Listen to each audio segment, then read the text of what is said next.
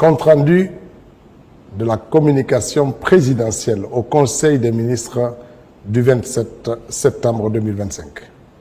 Le président de la République a ouvert la session du Conseil des ministres par un message de bienvenue et a adressé ses remerciements au peuple de Guinée pour la mobilisation exemplaire et exceptionnelle constatée lors de la campagne et du scrutin référendaire du 21 septembre 2025. Il a salué le choix majoritaire en faveur du projet de constitution qui nous rassemble et qui nous ressemble, consacrant ainsi le retour à l'ordre constitutionnel. Le chef de l'État a souligné que les Guinéens et les Guinéennes, tant sur le territoire national qu'à l'étranger dans les représentations diplomatiques et consulaires, ont exercé leur droit de vote dans le calme et la sérénité.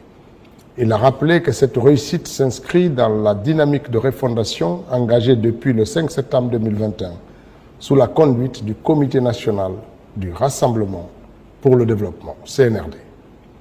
Il a exprimé sa reconnaissance à tous les ministres avec une mention spéciale au ministre de l'Administration du Territoire et de la Décentralisation pour l'organisation et le bon déroulement des opérations électorales. Il a également remercié les forces de défense et de sécurité réunies au sein de la Commission nationale de défense et de sécurité CNDS et coordonnées par le poste de commandement opérationnel de sécurité intérieure PCO-SI pour leur rôle déterminant.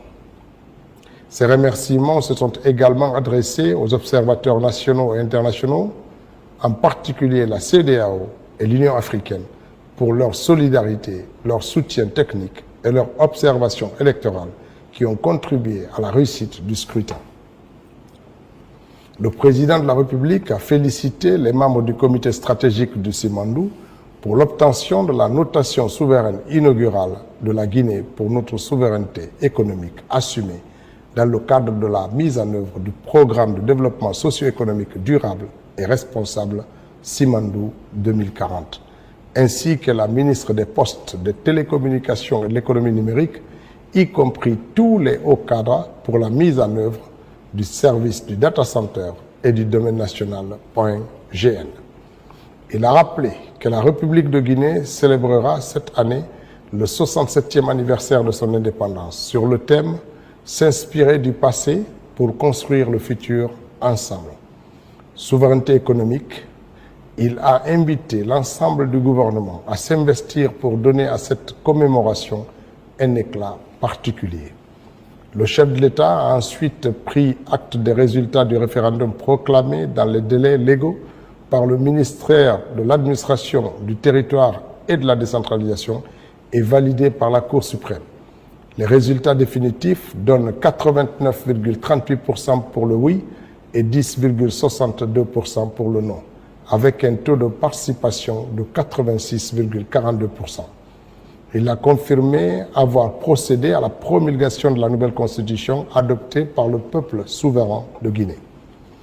Conformément à son adresse du 31 décembre 2024, annonçant une année électorale cruciale, il a demandé aux acteurs concernés de soumettre au Conseil des ministres une proposition de date pour la tenue de l'élection présidentielle en 2025, qui sera entérinée par décret.